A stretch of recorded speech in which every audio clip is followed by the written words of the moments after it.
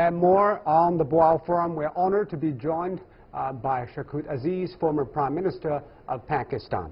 Mr. Prime Minister, yes, please. Very honored to have you with us. My pleasure. You were listening to the leader's speech yesterday. Yes. What strikes you the most? I think it was a very comprehensive speech on the state of the world and the global economy because of the conference going on here. I thought whenever I hear President Xi speak, he's a man with clarity and a sense of direction. So what I heard in that speech was a real desire to change and to get reforms going in a more serious way. And some of the steps in his speech I think are very significant and very, most of them are very, very encouraging, all of them so far as I'm concerned. For example, he talked about the financial sector, to open it up. He talked about automobile sector, to open it up. And I think the basic message was that China has to grow, China is growing, China has to develop its competitiveness at a global level.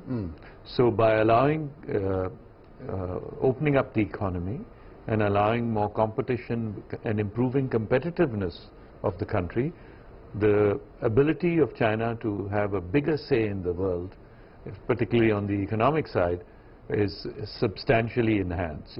So it was a reform-oriented speech, and it suggested ways of doing things better and differently.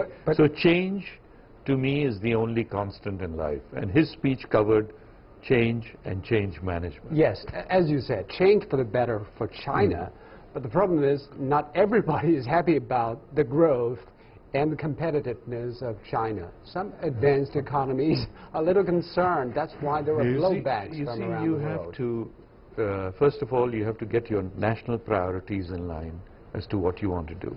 The speech outlined the national priorities.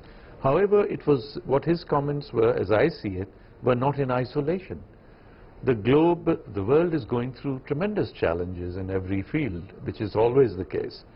What the world is talking about is how do we readjust our economies, how do we restructure our economies to grow and to benefit our people. So what he's talking about is a change in thinking even in China, that you cannot be a closed economy. You cannot ignore what's happening in the rest of the world. So openness, improving standards of production, competitiveness will get China to grow further. That will create jobs, that will create more income, and that will get the quality of life of the people in China higher and higher. For the Chinese? Yes, I'm talking about the Chinese. Is also good for and the that rest also, of Asia. yes, that also, I'll give you the example of Pakistan. Pakistan is a country of 200 million plus people, actually more. When China grows and China invests, you will see, excuse me, you can clip this.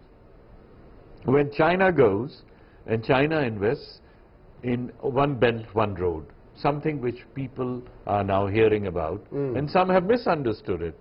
But we are a participant. I can tell you that this is the best thing which happened to Pakistan.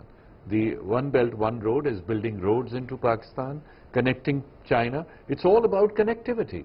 Roads, railway, sea, air, and digital. All these are various facets of connectivity.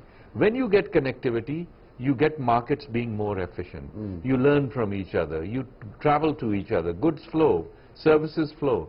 That's what growth is all about, and the standard of living rises.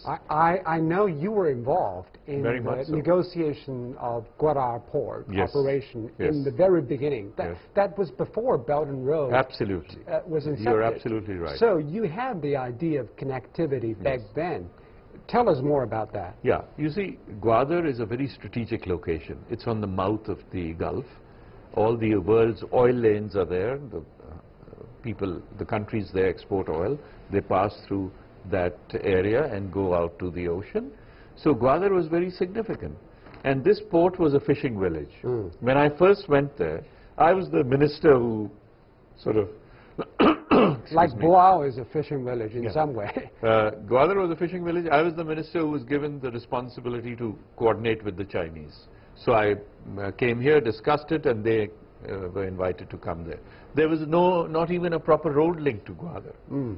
So, and actually we moved so fast with the port that the port was ready before the access roads were built. Now it's all under control. There was no hotel, no place to stay, nothing. Now this has developed, and this is a living example of how One Belt, One Road has changed the destiny of that area. It is now booming with people. People are coming in, commercial activity and industrial activity also to some extent is, but the best thing is connectivity. Now at least you can drive on a road to get there. And when the goods come and the cranes work, the port works, goods will come in and jobs will be created. And that's happening now. I have a question. Yes, Pakistan has enjoyed this, but the problem is, will other countries who are not so closely linked with China also enjoy that benefit? I don't see why not. Because if a country, say our neighboring countries, if we get more... For example, India. Yes. If we get more prosperous, we get more peaceful, we get more economic activity, there's no reason why India should complain. They have enough of an economy there and enough people doing. Now, geopolitically, they may feel, aha, what's going on? Because India and Pakistan are traditional adversaries. In many governments, we have come closer to settlement of our issues, like the Kashmir dispute, etc. When Prime Minister Bajpayee in India was there, we had agreed on the draft agreement.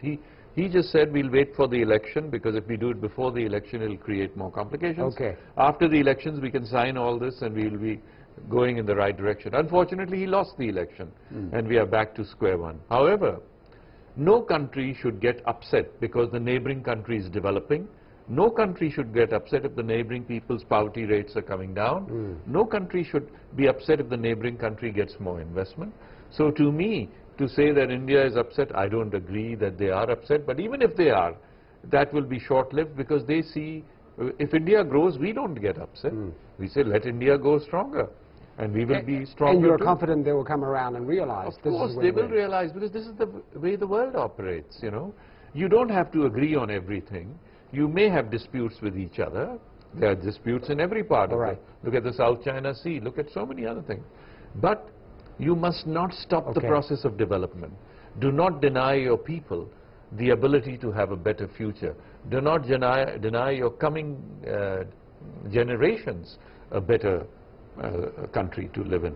And I think that's what we are all trying to do. When India has growth, which personally we are delighted that they have growth. They have huge population. They also have high levels of poverty. I think if it comes down, it will be a stable region. And we must have equity in the success of the region, not just the country. Thank you very much. Very insightful words. Thank you, Prime Minister. Thank you.